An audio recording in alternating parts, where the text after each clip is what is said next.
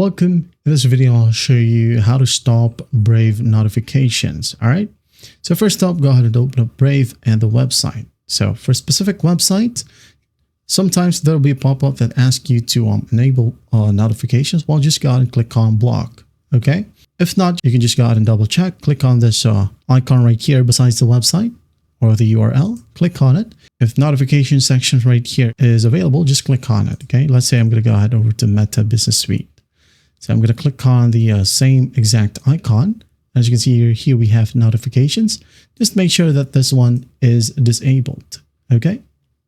Now, if you want to block all, notifications in the future, you can just go ahead and go to the top right, click on the three horizontal lines. Now click on settings. And in here, go to the left panel and click on privacy and security. Now in here, go ahead and find the notification section under sites and shield settings. Okay, click on it. Now scroll all the way down and you'll find under permissions, we have notification. So just click on it. Now in here, just go ahead and select don't allow sites, to send notifications. And once that's done, restart the browser if you want to, and you're good to go. That is it. I hope this video helps and I'll see you in the next one.